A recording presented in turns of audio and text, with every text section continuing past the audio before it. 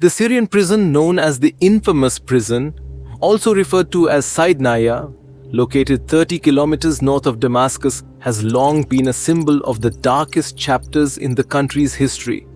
Its name has become synonymous with horror, brutality, and repression. The prison is infamous for being where heinous crimes against humanity occurred behind impenetrable walls, shocking the world to this day. Over the course of its existence, more than 30,000 people perished in the prison, many of them subjected to torture and execution. Many detainees ended up in the prison based on denunciations without any trial, while their families remained in the dark for years. Syrian families desperately searched for their loved ones but were met with a wall of silence. Even after the liberation of Saydnaya, many of the tortured victims' bodies were never found, leaving the relatives in a tormenting wait for answers. The prison became a symbol of the widespread suppression of dissent. It housed individuals from various walks of life, students, journalists, human rights defenders, and even doctors who dared to assist wounded protesters. An atmosphere of fear reigned in the country, with the standing as the most vivid embodiment of this repressive policy. Saydnaya earned its grim nickname due to its organized system of killings. Survivors reported that executions occurred almost daily, with the bodies of those executed transported by trucks to mass graves. Prisoners were held in horrifying conditions, overcrowded cells, minimal food, and no medical care. For basic needs, there were no designated areas or toilets.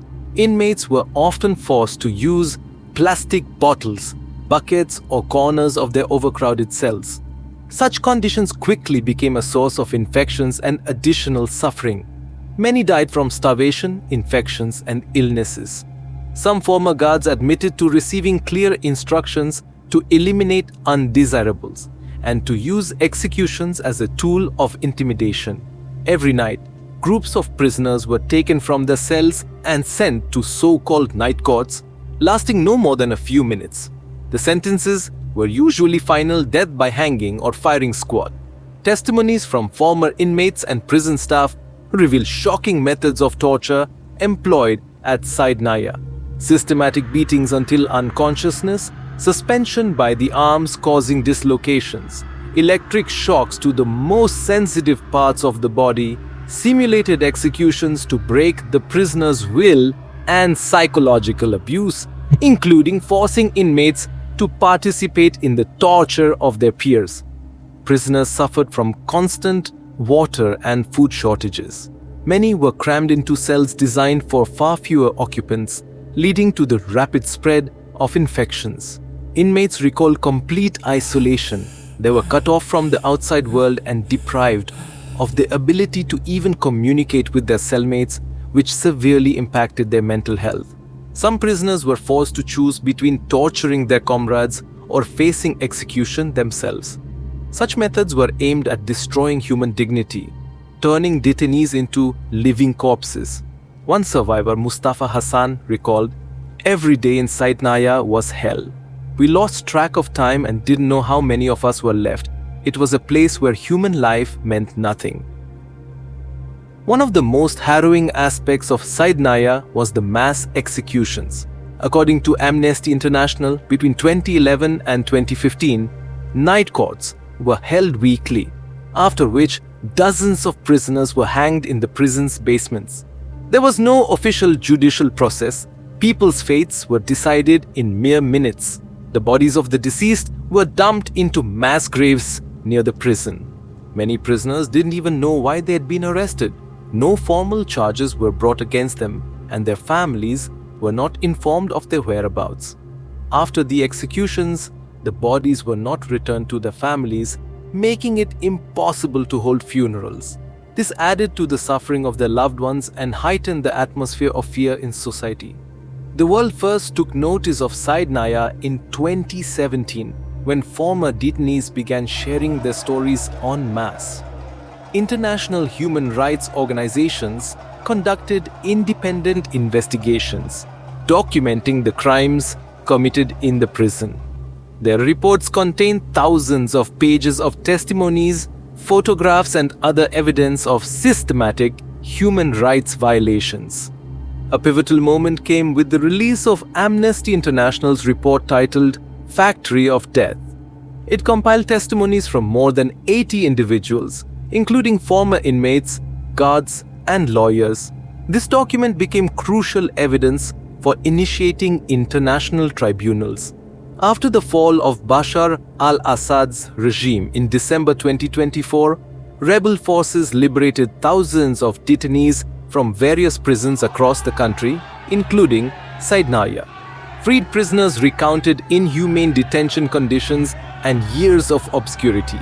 Many had spent decades in the prison, such as Syrian Air Force pilot Rashid al-Tatari, who was released after 43 years of imprisonment for refusing to carry out an order to bomb civilians. However, liberation did not mark the end of the suffering. In underground chambers hidden beneath the main prison buildings, detainees continued to be held.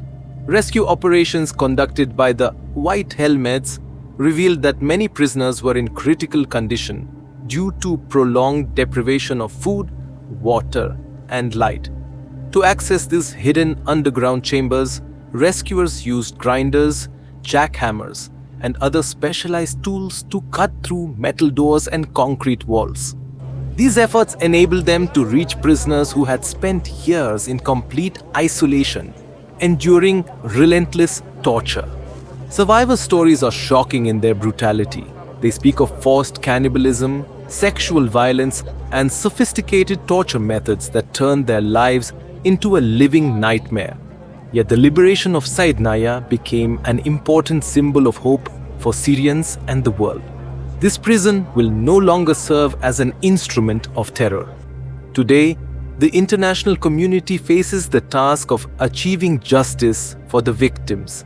Established tribunals and commissions continue to investigate the crimes committed at Saydnaya to bring the perpetrators to justice.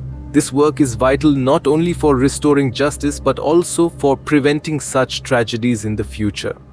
In addition to the efforts of human rights organizations, activists and journalists continue to document the consequences of repression in Syria.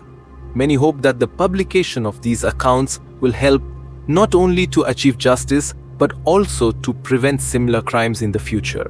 However, the process of achieving justice remains long and complex, given the destruction inflicted on Syrian society over the years of war.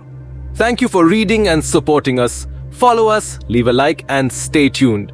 More stories are coming that will leave no one indifferent.